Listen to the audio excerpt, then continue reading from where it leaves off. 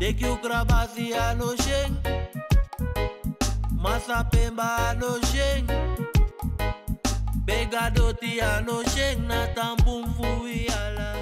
No hoor not lo, tambri pinu srefi, una de westra na man. Vaderland, Suriname is je vaderland. Suriname altijd dichtbij, je sap vatten. In Meati, Srana.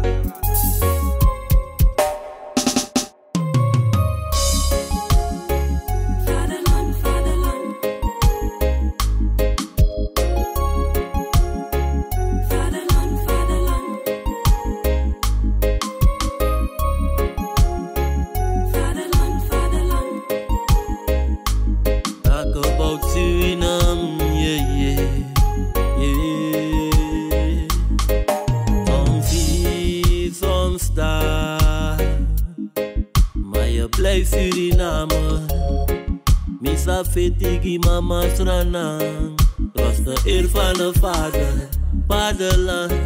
Suriname is mijn vaderland, yeah. Vaderland. Suriname altijd dichtbij, je sap vatten. In Meati, Srana.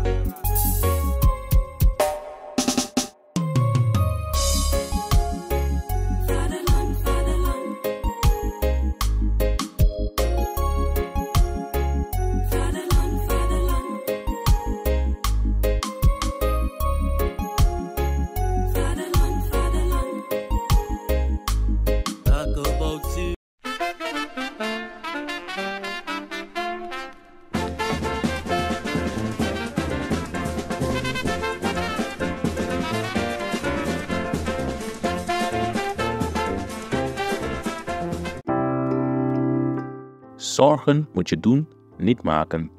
Zorg is persoonlijk. Onze jongste patiënten krijgen daarom bij de huisartsenspoedpost ook een persoonlijke behandeling. Onze artsen zijn zeer bekwaam in het opvangen en behandelen van uw kind. Huisartsenspoedpost Suriname. Uw zorg is onze zorg.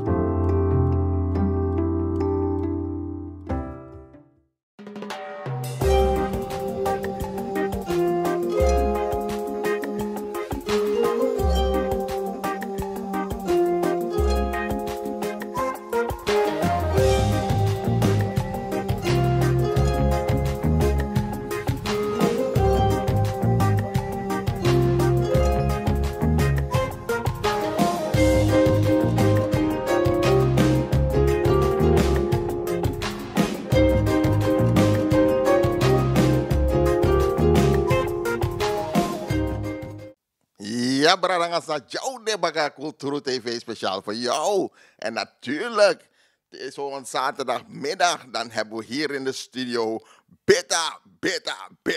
En natuurlijk de WhatsApp, ja, we bellen Beta, want Beta is goed op de hoogte. En daarom zijn we blij dat hij hier bij Cultuur TV is, om zijn mening te geven. En iedereen, mensen, jullie allemaal, archidentori, de spantolesi, de spang. Maar ook, je mag meepraten daaronder in de comments. En de volgende week, dan nemen we ze weer mee. Beta, hoe gaat het? Fijne? Nou, I go. Het gaat zijn gangetje. Het gaat de betere kant op. Toch, want ik ben ziek, hè. Maar het lukt wel. Als ding, zo lazy, als ding, ik weet dat ik kom. Maar het gaat de betere kant op, hoor. Ja. Mooi, Briti. Blij te horen. Ik ben dat wij praxeren onze lieve sweet Sranang. En natuurlijk willen we op de hoogte zijn wat er daar gebeurt. Heb je het zo een beetje gevolgd? Hè? Wat er daar gebeurt, bijvoorbeeld Atori Bronto, Brunswijk.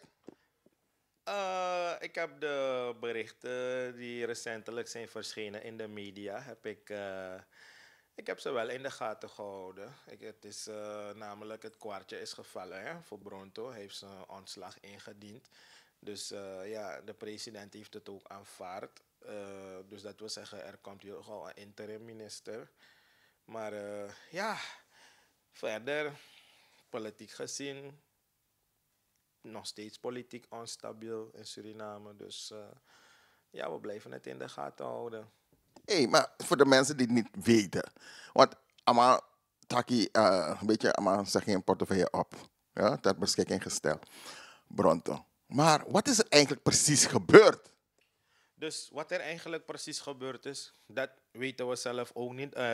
Er was wel een onderzoek van de CLAD. CLAD is afkorting voor Centrale Landsaccountantendienst. Dus er was wel een onderzoek van de CLAD ingesteld, maar we hebben ook geen resultaten gezien van de CLAD. Of er was wel een voorlopig resultaat, maar de president had ook gevraagd om een persstilte. Hè? Dus dat er zou geen informatie vrijgegeven worden omtrent die case.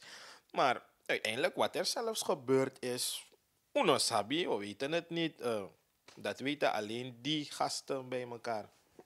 Maar kijk, als je je portefeuille ter beschikking stelt, dan moet er veel aan de hand zijn. Want anders doe je dat niet. En Amatika ontslag waarschijnlijk in behandeling dat die wat er mogos doen. Begrijp je? Dat want taki wasamsa. Wat serieus samsa? Ja, wasamsa, men zegt waar er rook is er vuur.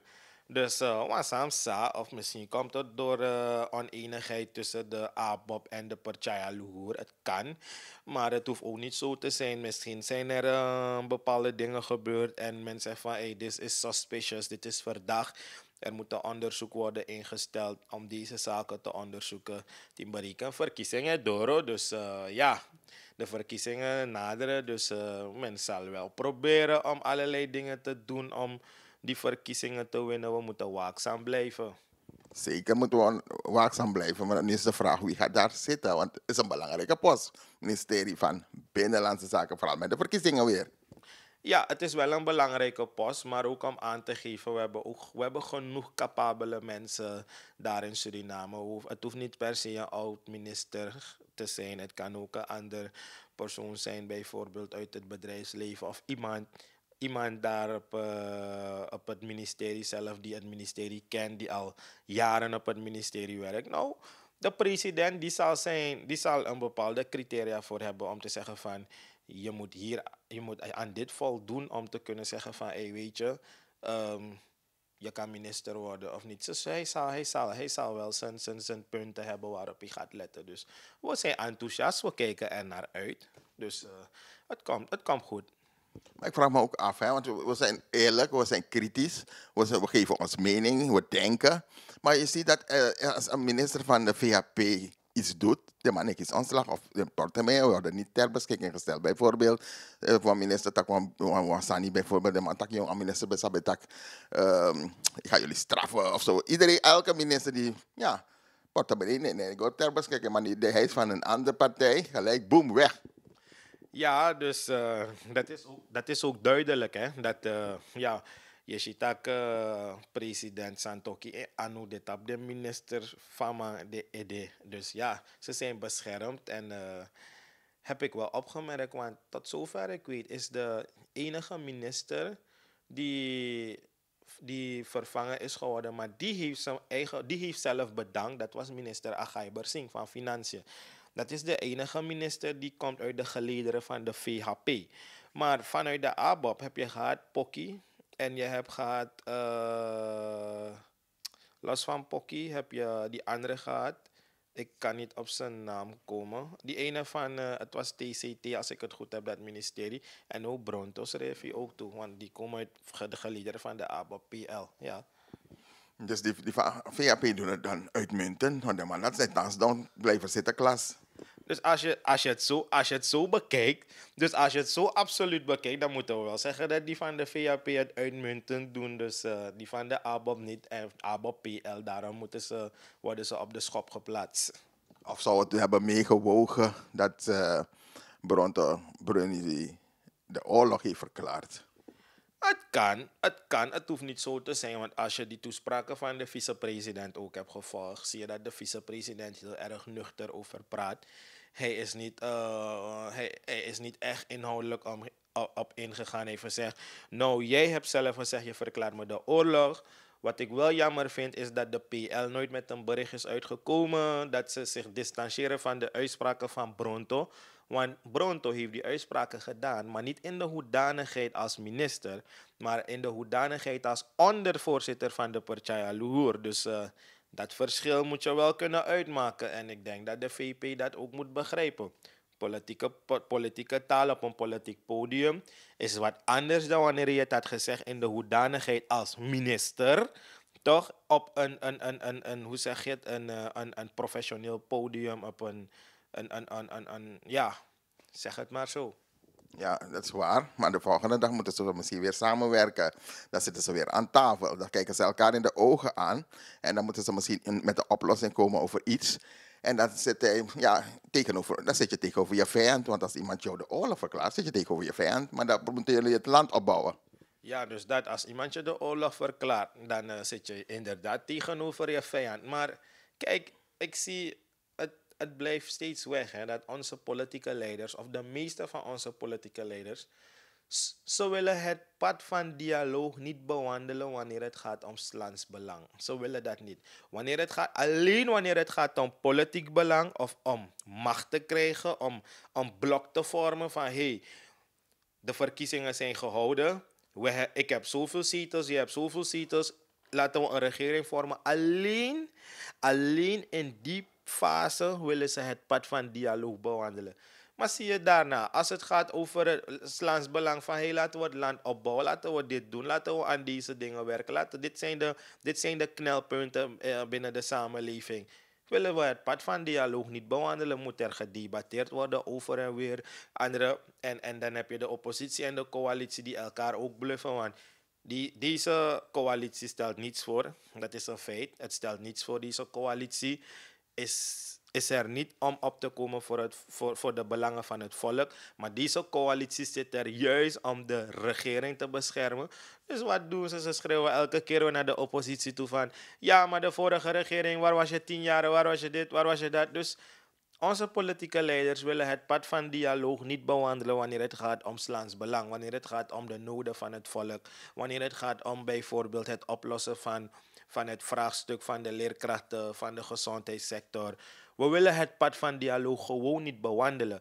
Enige wanneer wij het pad van dialoog bewandelen, nogmaals, is wanneer er een blok gevormd moet worden of wanneer er gewerkt moet worden aan de salarissen van onze coalitie en onze regeringsleiders. Dan willen ze het pad van dialoog wel bewandelen. Money talks. Money talks, bullshit walks.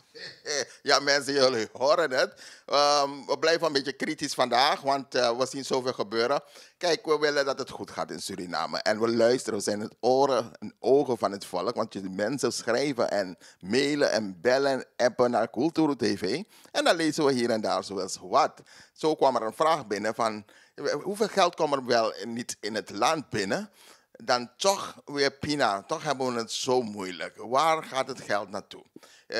Onder Bouterse, dus ik lees voor, onder Bouterse ging het toch veel beter. En nu komt er veel meer geld binnen. Minder schulden worden betaald, wordt er geschreven hier. Dus mijn vraag aan jullie, kunnen jullie deze vraag behandelen? Waar en hoeveel geld komt er eigenlijk in het land?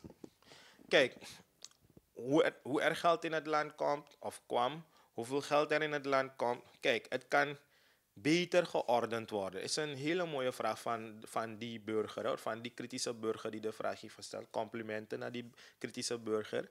Maar wat je als regering eerst gaat moeten doen, je gaat het systeem moeten ordenen. Het heel financieel gebeuren ga je moeten ordenen. En onder het financieel gebeuren valt de banken, het bedrijfsleven, de burgers, de regering, de centrale bank, het ministerie van Financiën. Je gaat het heel systeem moeten ordenen. Je gaat de sectoren ook moeten gaan ordenen. De secundaire sector, de secundaire sector en de... oh my god... je gaat die sectoren moeten ordenen. Laten we die sectoren noemen bij naam. De informele sector, zeg maar die taxichauffeurs, die zogenaamde hosselmannen, die mensen die geen bankrekening hebben. Je gaat de toerisme sector. Dus om te kunnen zien van, vanuit die sector komt er zoveel geld binnen. Vanuit die sector zoveel geld. Dus dit is binnengekomen. Dit is weer uitgestroomd. Dit hebben we betaald aan overheidssalarissen. Dit hebben we geïnd aan belasting. Maar dat gebeurt overal. Het wordt wel bijgehouden, maar je kan het niet 100% bijhouden, omdat de informele sector zo groot is, waardoor er echt een gap is, waardoor er echt een lek is van waar er geld weggaat. Ja. Ook heb ik hier een vraag. Ik hoop dat de meneer tevreden is met het antwoord. Ook heb ik hier een vraag van de heer Lopman. De heer Lopman stelt een vraag hier aan Culturo TV. De BTW, is het nou een flop of hoe moeten we het zien? Heeft het gewerkt? Want de ene zegt je moet BTW betalen. De ander, ja, je betaalt een BTW, maar het geld gaat in zijn eigen broekzak. De vraag is, BTW, is het een flop? Hoe moet ik het zien? Oh, meneer Lopman, bedankt voor uw vraag. Maar kijk, de BTW is op zich geen flop. Het is een heel goed initiatief van de regering. Maar de regering moet het beter gaan aanpakken. De regering moet ook aan de andere kant een instantie tot leven roepen. Om te kunnen zeggen van, wordt die BTW geïnd, maar wordt het ook daadwerkelijk afgedragen aan de fiscus? Dat moet de regering in het leven roepen. Kijk, de president benoemt elke keer weer zoveel commissies. Recentelijk is er ook een commissie tot leven geroepen. Verandering van de problemen in Albina. Toch, ik vraag me af met welk doel. Toch? Want je hebt daar de districtscommissaris. Je hebt de districtscommissaris, de districtssecretaris. Je hebt de BO-bestuursopzichters. Maar goed, terug naar de vraag. Er moet werkelijke instantie in het leven geroepen worden van wordt die BTW daadwerkelijk afgedragen? Hoeveel heb je geïnd? Toch? Maar dat gebeurt niet. Dus dat maakt dat het erop laat lijken dat er wel een flop, dat het wel een flop is. Want als je werkelijk BTW hebt geïnd, heb je die ook daadwerkelijk afgedragen. En geloof me, het gaat alleen het volk ten goede komen als zij hun BTW afdragen, hun BTW betalen, toch? En het ook daadwerkelijk afgedragen wordt. En als het weer wordt geïnvesteerd in het land. Kijk naar onze wegen. Kijk naar onze gezondheidssector. Kijk naar de stadsverfraaiing, toch? Dus als het geld weer geïnvesteerd wordt, dus dan pas kunnen we echt zeggen van, het is 100% succesvol geweest. Klopt. Het geld moet ergens voor goed besteed worden, goed gebruikt worden. Money moet circuleren en resultaten moeten we zien. Goed, nog een vraag hier van mevrouw Jansen. Mevrouw Jansen die zegt, ik kom vaak in Suriname op vakantie. En ja, het prachtige land, paradijs zou ik bijna willen zeggen. Dankjewel mevrouw Jansen. Ja, we houden van Suriname. Maar ze zegt ook, ik kom in Suriname, maar waaraan ligt het dat het, ja... Ik ben een toerist, ik kom vaak in Suriname, heel graag zelf. Maar, ja, bijna weten jullie wat we willen zeggen. Het is een beetje vies, zegt ze. Ja, mevrouw Jansen, bedankt voor de complimenten. Mijn land Suriname is een paradijs. Ongeacht de politieke instabiliteit, het voelt altijd aan als thuis, als een paradijs. En zo verkondig ik het ook naar de andere mensen om me heen van my country is a paradise. Maar ja, mevrouw Jansen, u heeft gelijk. De stad moet netjes gehouden worden. De regering moet zijn uiterste best doen om het vuil op tijd te laten opruimen. Laten ze genoeg prullenbakken plaatsen op strategische plekken in onze binnenstad of zeg maar in het gehele land, overal. Toch? Maar wij als burgers nemen jullie alsjeblieft ook de verantwoordelijkheid van gooi jouw vuil niet naast die prullenbak, maar gooi het in de prullenbak. Regering AUB, nieuwe leiders die komen, onze toekomstige leiders, onze politieke leiders, komen jullie met goede plannen, komen jullie met betere plannen, komen jullie met innovatieve plannen. Kijk die petflessen, we kunnen ook, kijk zoveel petflessen er daar zijn in die singles, in die goten daar in Suriname. Toch, wat we ook kunnen doen. We kunnen toch statiegeld innen als je tenminste op elke fles... Hier in Nederland krijg je op 1 fles 15 eurocent. Als je tenminste voor elke fles in Suriname voor een kleine fles bijvoorbeeld 50 cent kreeg. En voor een grote fles 1 SRD. Het helpt, toch? Je in dat statiegeld bij het kopen van iets in die fles. Maar je krijgt het terug wanneer je die fles gaat inruilen. Ga je zien dat er ook minder zwerfvuil gaat zijn. Roep ook programma's tot leven die instanties, bedrijven en die zeggen van wij zijn er speciaal om grofvuil op te halen. Van je mag bellen naar het commissariaat of naar het ministerie. Er wordt een afspraak gemaakt en je grofvuil wordt voor je opgehaald. We moeten veel meer gaan doen aan recyclingsprojecten.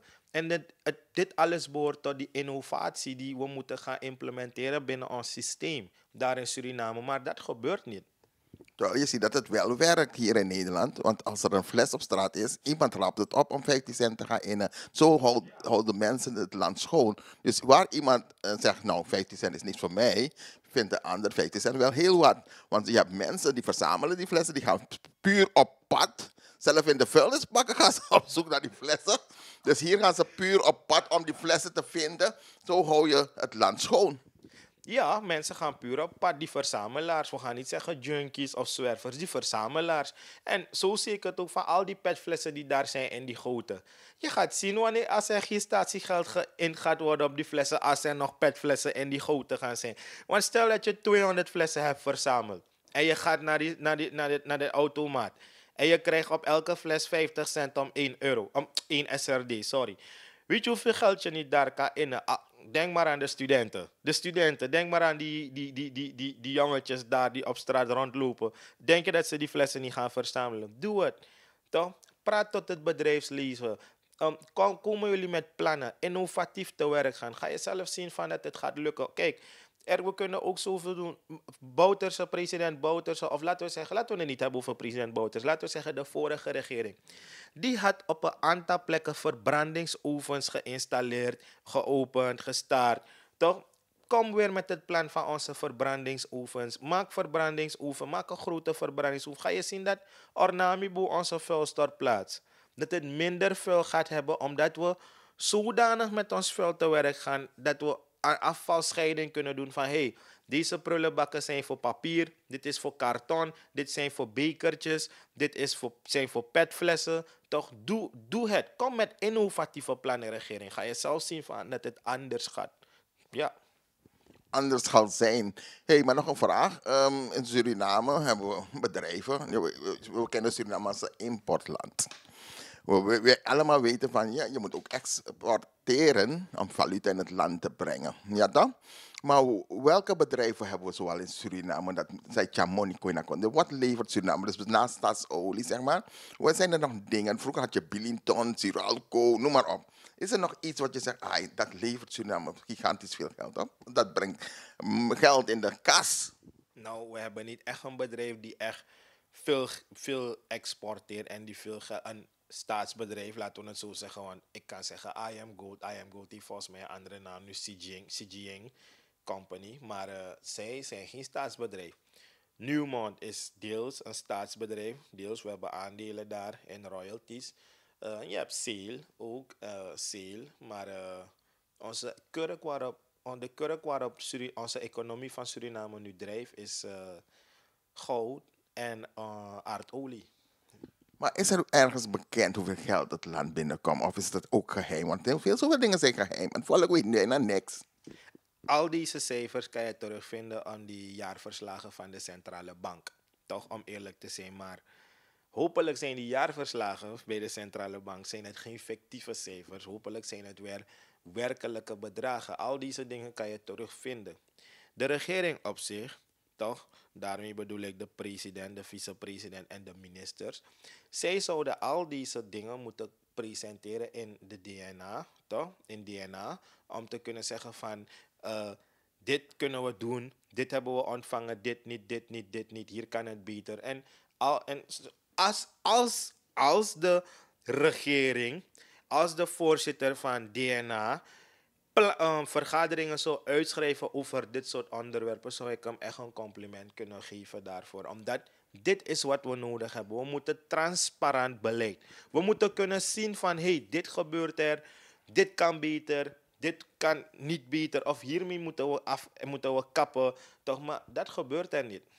Maar dat is toch de taak van het parlement om dossiers te vragen, om dingen open te breken?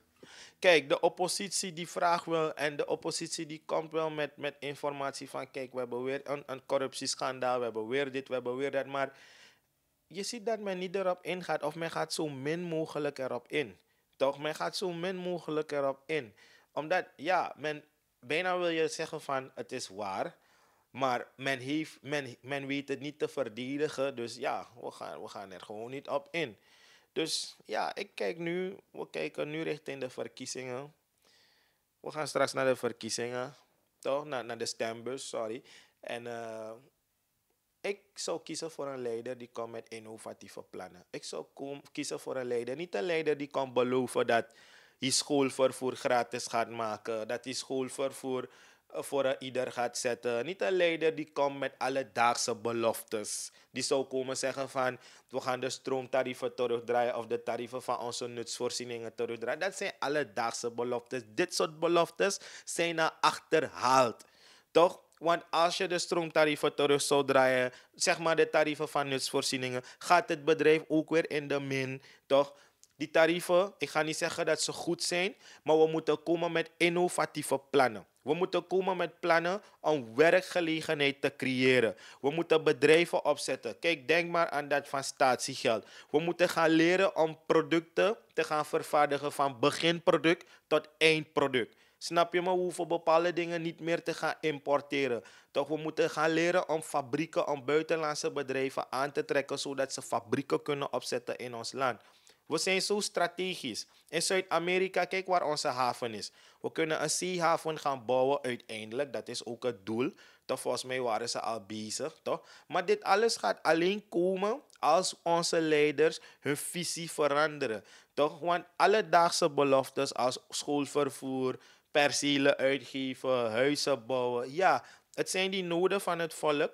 Maar deze dingen hoef je dan niet, je hoeft ze niet gratis te gaan geven als er genoeg werkgelegenheid is voor ieder in het land. En met werkgelegenheid bedoel ik voor de mensen die hoog opgeleid zijn tot de mensen die minder hoog opgeleid zijn. Er is genoeg werkgelegenheid. Creëer mogelijkheden voor mensen dat ze zich kunnen gaan bijscholen. Toch voor die mensen die niet al te hoog opgeleid zijn, dat ze tenminste een opleiding kunnen gaan doen, een vakopleiding, een praktische opleiding van, zodat je gaat zien werk aan je kader. Kijk maar naar Guyana, ons buurland Guyana. Kijk wat die man doet. Die man begint bij 0. Hij heeft gezegd, hij maakt onderwijs gratis. Maar je moet niet denken dat onderwijs voor altijd gratis gaat blijven in Guyana. Wat hij nu doet, hij laat nu een lichting komen die naar school gaat. Wanneer die lichting in de maatschappij is aangekomen, komt er nog een andere lichting. Wat gaat hij dan doen? Hij gaat zeggen van onderwijs was gratis, maar helaas moeten we toch een klein bedrag gaan innen. En geleidelijk aan gaat hij het bedrag verhogen. Dat is beginnen bij 0. En het is goed. Want als je betaalt en jij als volk, je hebt er profijt van, waarom zou je dan niet moeten betalen? Waarom zou je dan niet betalen? Toch, maar wij, onze leiders, ze willen komen met zinloze beloftes die echt niet meer van deze tijd zijn. Niet meer van deze tijd, maar ze zijn met iets nieuws begonnen in Suriname.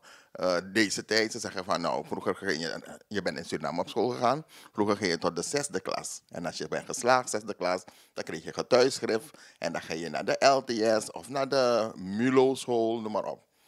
Maar nu, wat er is gebeurd, ze hebben het verlengd. Je gaat niet meer tot groep 6, was dan in 6e klas, groep 8. Maar nu ga je naar groep 10, tot groep 10. Hoe kijk jij daar tegenaan? Kijk, ze mogen al die plannen in een prullenbak gooien. Al die plannen kunnen zich werpen in een prullenbak. Omdat het is ondoordacht. Het is ondoordacht. Het is een overnight idee dat men heeft doorgedrukt. Het past gewoon niet. Je had eerst een pilot moeten starten. Je had eerst een onderzoek moeten doen. Je had eerst als minister, als ministerie, had je jouw werkarmen het veld ingestuurd, het veld opgestuurd om te gaan zeggen, we gaan een onderzoek doen. Laten we kijken als het gaat werken of niet. Want zoals je zelf weet, het binnenland loopt niet parallel met Paramaribo. Scholen in Paramaribo zijn gestart.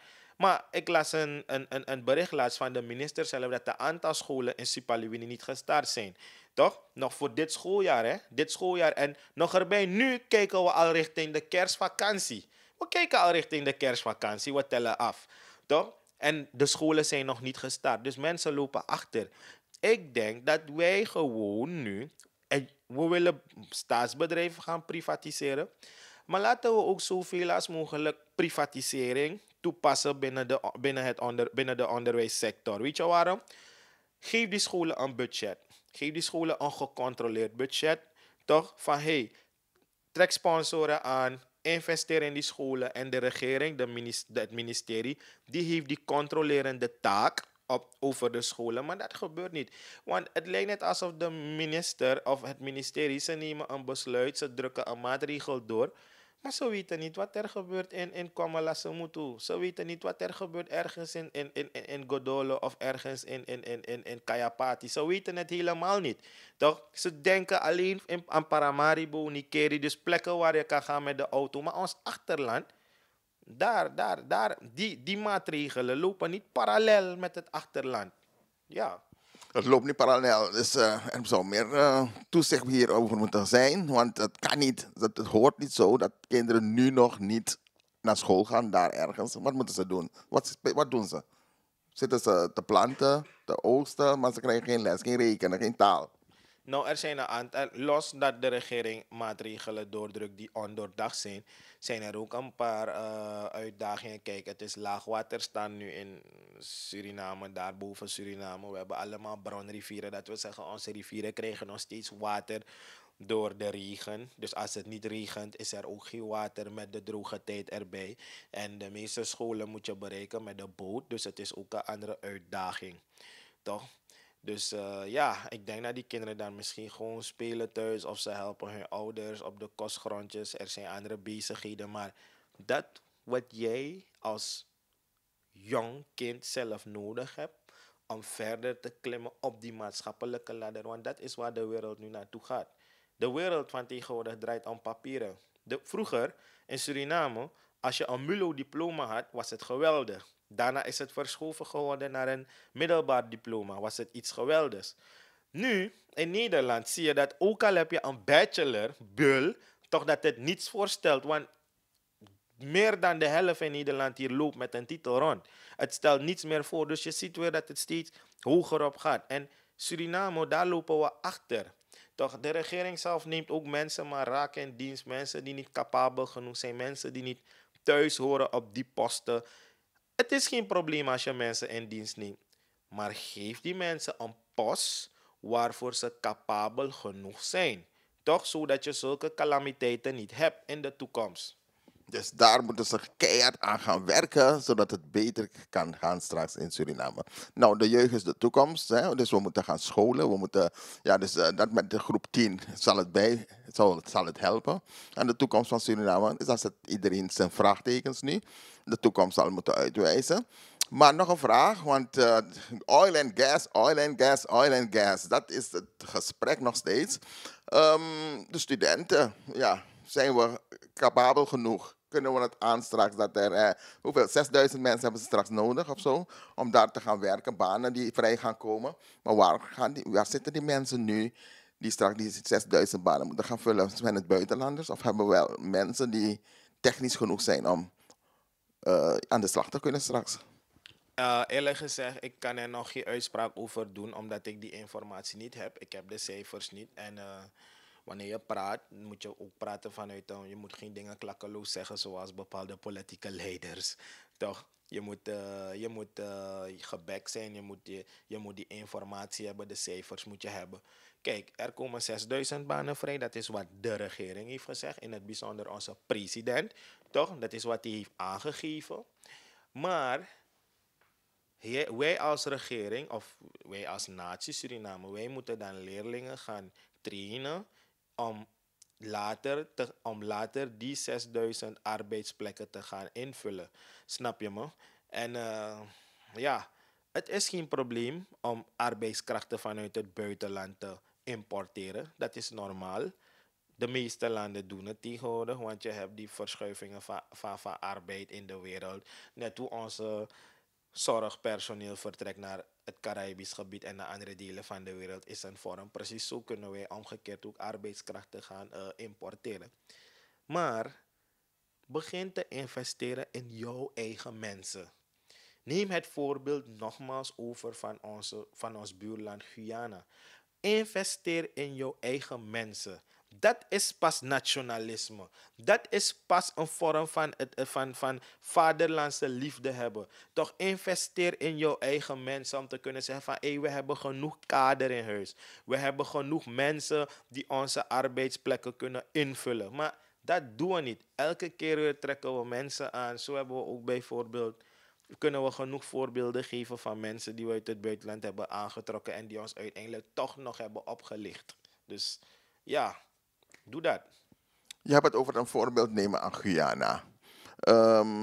De president zegt, er moet een brug komen tussen Guyana en Suriname. Is het misschien toch nog een slim idee dat die brug komt? Want ja, Guyana draait nu, hè? Olie. En wij moeten een voorbeeld nemen. Zou het aantrekkelijk zijn dat veel Surinamers ook daar naartoe gaan, misschien om daar op school te gaan, ik weet het niet. Maar dat er iets gebeurt, dat die brug, dat het makkelijker wordt om naar Guyana te gaan. En van Guyana weer naar Brazilië, noem maar op. Dus die brug, is het nou een slimme zet? Is het toch een slim idee? Dan wordt heel veel mensen kraken het af. Ze zeggen, nou, we hebben geen eten, dus brug naar Kong. Maar zou het dan helpen of dat die brug toch nog komt? Kijk, die brug op zich is een goed idee. Maar de mensen die zeggen, ja, die brug moet niet komen. Kijk, ik begrijp ze ook, want er zijn nog steeds prioriteiten die jij als regering moet stellen. Wat ik oneerlijk vind, onredelijk, is dat wij die brug, dus die brug moet aangelegd worden en Suriname moet de financiering van die brug in orde maken. Dat wil zeggen, Suriname gaat ervoor moeten betalen. Dan vind ik van oké, beide landen gaan er profijt van hebben. Toch? Beide landen, Suriname en Guyana. Waarom kunnen de kosten niet gedeeld worden? Toch? Dan vind ik van oké, als dit het is, dan hoeft die brug dan niet te komen. Nee, investeer het geld in wat anders. Zoek een lening, neem een lening en investeer het geld in wat anders. Want ja, inmiddels heb je ook een aantal Surinamers die werken in Guyana, hoor. Je hebt een aantal Surinamers die werken in Guyana, dus kaders, toch? Omdat Guyana kader nodig heeft. Waarom? Kijk wat er gebeurt. Wij Surinamers, of onze Surinaamse regering, we accommoderen ons kader niet. Als je daar een hoge opleiding hebt, je bent hoog opgeleid, je bent geschoold, je bent capabel om een bepaalde invulling te geven op een arbeidsplek, toch?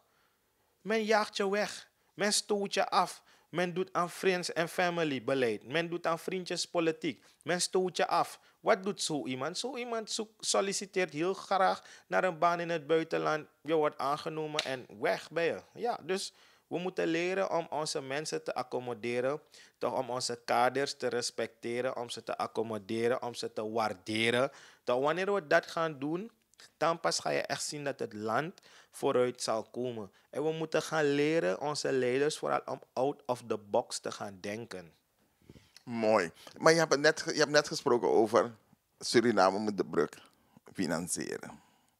Waarom niet beide landen? Want het is van twee kanten, hè? Waarom Suriname alleen? En zoals ik een keer al had aangegeven in een interview, onze politieke leiders, onze leiders, ze stellen zich op als bedelaars. Zijn zwakke onderhandelaars. Zwak. We weten niet te onderhandelen. Overal, we stellen ons op als bedelaars, onze leiders. Ja, bijvoorbeeld deze president, die vliegt van land tot land om te gaan bedelen, maar die komt met niets terug.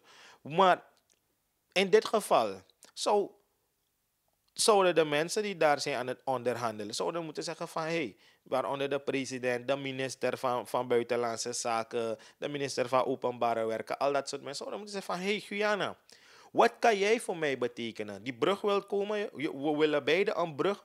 Wat kan jij voor mij betekenen? Wat kan ik voor jou betekenen? Oh, dus jij kan dit voor mij betekenen en ik kan dat voor jou betekenen. Laten we het omzetten in waardes. Laten we het omzetten in geld. Weet je wat? Ik financier 45% van die brug en jij financiert 55%. Want ik moet dit nog in orde maken. Jij dat. Of jij bent al zover. Toch?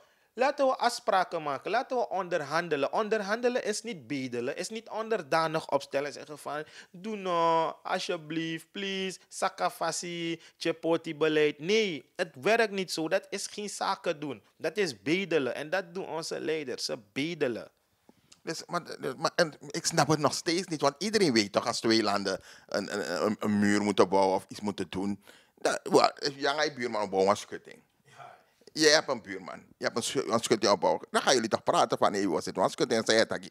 Ja, natuurlijk gaan we onderhandelen. En dat buurman ook heet, oké, buur, het kan wel, toch? Of die is naar mijn budget voor nu, toch? Dus kan je niet voorschieten. Maar in elk geval, we gaan onderhandelen.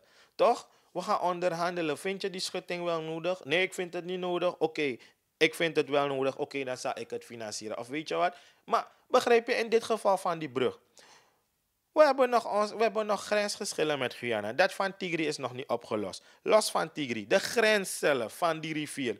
Die rivier daar is een nationale rivier. Want van de ene oever naar de andere oever is van Suriname. Toch? Maar Guyana erkent dat niet. Dan wil je al praten over een brug.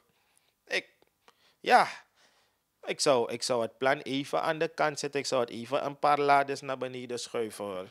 Als mensen het zien, Guyana niet op de brug te wachten. En dan Tjane Poesu. Guyana zit helemaal niet op die brug te wachten, is duidelijk. Je ziet dat Guyana een andere visie heeft. Laatst zag ik ook met het Guyanese paspoort. Is misschien niet het beste paspoort in de wereld. Maar je kan wel een aantal plekken naartoe vliegen visumvrij.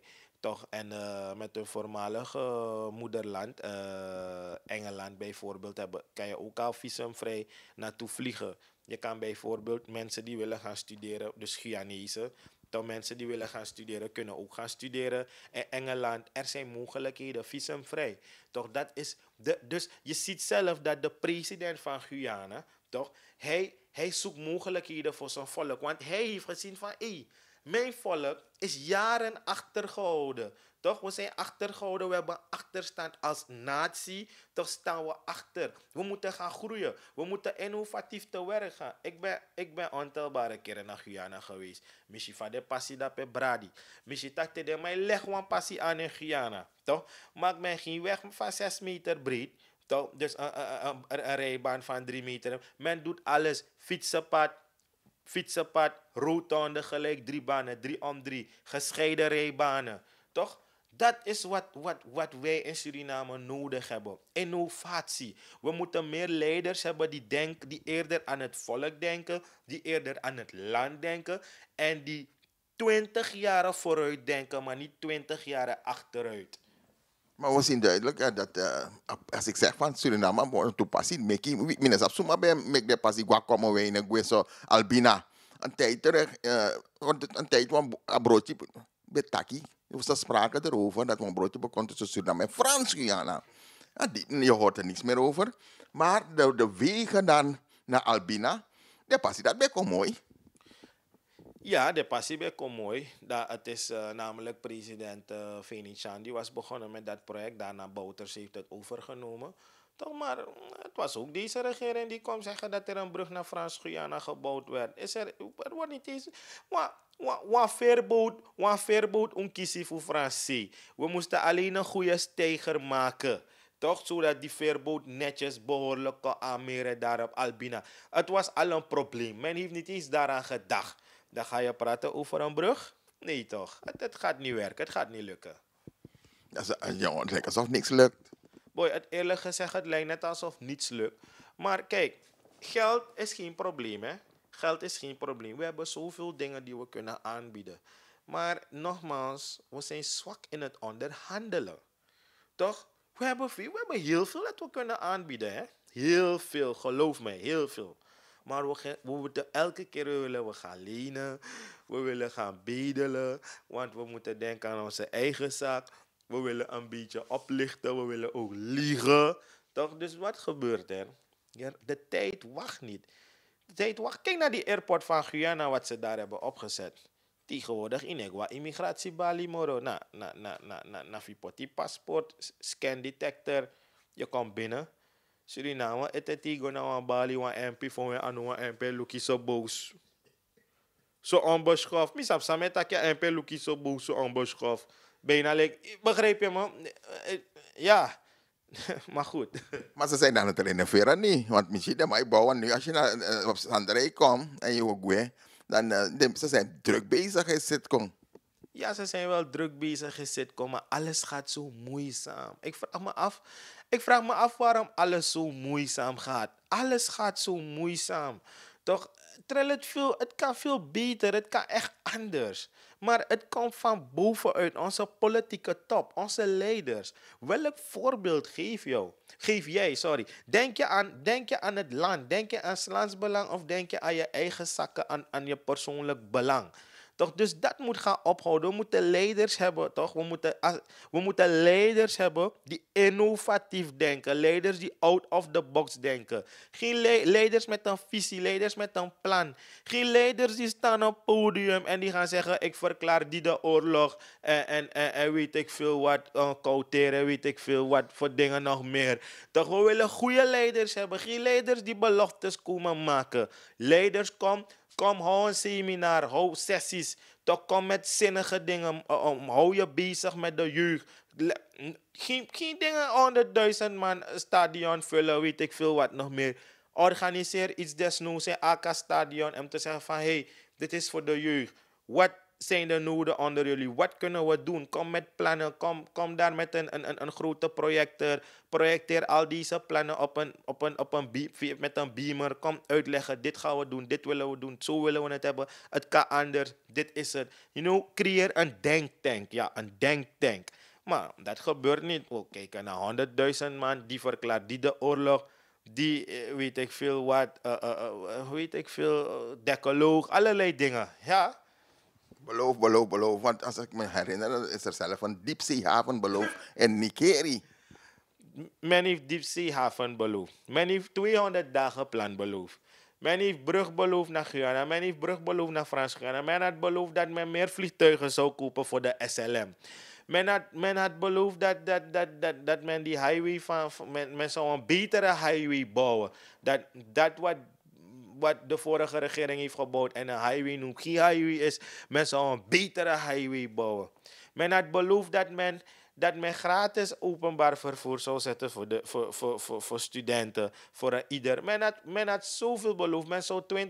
Men zou weet ik veel 20.000 of 25.000 woningen bouwen.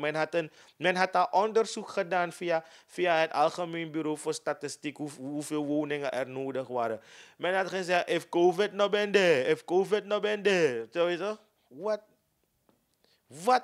Wat is er werkelijk gerealiseerd? Wat wilde men?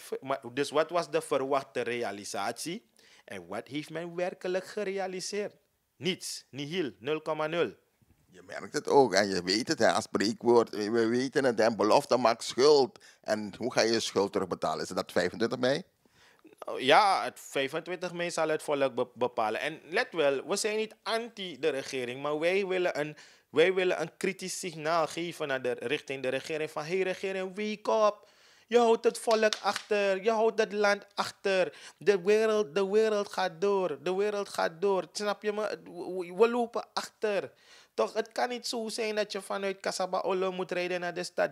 Een uur lang, want er is file overal. Begin te denken aan termen van snelwegen. Begin te denken, wanneer je dat soort visies hebt, geen dromen, toch, maar een visie, begin er naartoe te werken, te onderhandelen. Dan ga je geen zinloze beloftes doen dat er een tram gaat rijden in Paramaribo. Nee, je hebt een visie, je hebt een plan, je bent al aan het onderhandelen, je bent al bezig met decentralisatieprojecten van hoe het kan lukken. Want je gaat verschuivingen moeten doen, mensen gaan moeten verhuizen, toch weet ik veel wat nog meer. Denk aan al dat soort dingen. Hoe, wat? Trek kader aan vanuit het buitenland die al deze problemen kunnen oplossen.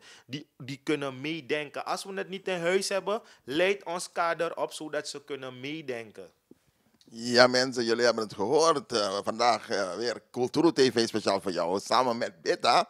En dan kijken we even naar de actualiteiten. Hoe kan het alleen maar beter gaan? Dus Beta zei het net al, we zijn niet echt tegen de regering. Nee, we kijken gewoon kritisch. Wat kan beter, zodat wij, iedereen daar in het land vooral, het beter kan hebben. Mooi. Natuurlijk kijken we ook even terug van de eerste uitzending. Dan hadden we, meneer was bezig met een kippenhok en we zijn benieuwd. Heeft hij inmiddels een vergunning? Want we willen hebben dat er werkgelegenheid komt voor Suriname, daar in Suriname voor de jongeren. En die meneer daar, meneer Kuip, Slimmy, die is bezig met een mooie kippenren, daar kippenhok of hoe je het wil noemen. Om, ja, vooruitgang te brengen daar in Suriname. Maar er was even een oponthoud van een bouwvergunning die even op zich liet wachten. Hoe gaat het daarmee? Ben je op de hoogte hoe het nu gaat? Een paar weken verder? Ik keek toevallig laatst naar een interview. Ik zag dat Ja, hey, het gaat mooi. Het gaat goed. Het gaat goed. Letwerk moet je wel corrigeren. Het is geen kippenhok, het is geen kippenren, het is een kippenkwekerij. Dat is veel groter, veel uitgebreider. Toch veel moderner. Het wordt dan moderner volgens internationale standaarden. Toch dus ja, die man is bezig. Hij doet zijn best. Het lukt wel. Ik zie ook dat het vuur is gedoofd. Het vuur is gedoofd, dus Amaki Sensani. Maar Saki Sani inmiddels, of misschien ook misschien vanuit de andere kant, vanuit het ministerie, toch, die heeft gezegd van weet je, laat maar zitten, we gaan niet meer rancuneus te werk.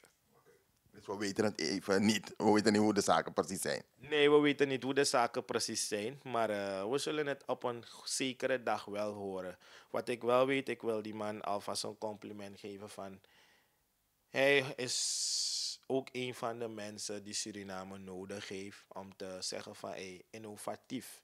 Hij gaat innovatief te werk. Die mensen die denken, mensen die out of the box denken. Kijk, onze jongeren worden gewoon aan hun lot overgelaten. Er zijn zoveel hangjongeren, er zijn zoveel arbeidskrachten, manpower. Maar ja, het wordt niet goed benut.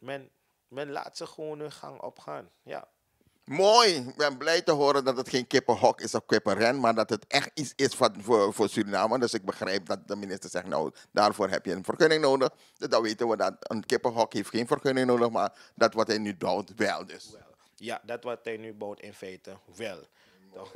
Goed mensen, dus hebben jullie ook nog vragen daar thuis? Ik zit te kijken en je denkt, jongen, Ato, of het zit zo of dat, of je weet iets wat je wilt delen met de samenleving.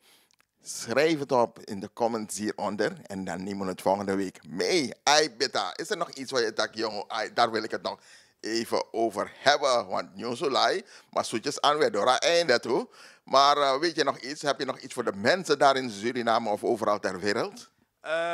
Ik heb voor nu wil ik het even hierbij laten. We kunnen niet alles zeggen in één keer.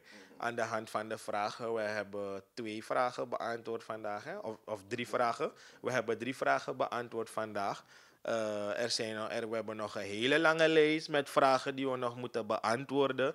Maar je krijgt het antwoord nog op de vragen. Jullie mogen bellen. Ik zou zeggen, subscribe en like onze pagina. Want hier hoor je het nieuws. Hier hoor je het kritische nieuws. Hier hoor je goed nieuws. Je hoort alles wat je moet horen. Toch? Dus ja, ik zou zeggen, hou onze pagina in de gaten. En ja, dat was het. Mooi, thank you, Beta. Mensen thuis weer, dank voor het kijken, Kulturu TV. We zijn blij met jullie, blijf ons steunen. Hè? Abonneer op Kulturu TV. En wij willen er voor jullie zijn. Dus bedrijven, noem maar op wie dan ook, blijf Kulturu steunen. Dank je wel daarvoor. Goed, iedereen, met wiens alles maar. Want boe weekend bakken, het is zaterdag, geniet ervan. En blijf wel. Oké, dan boem.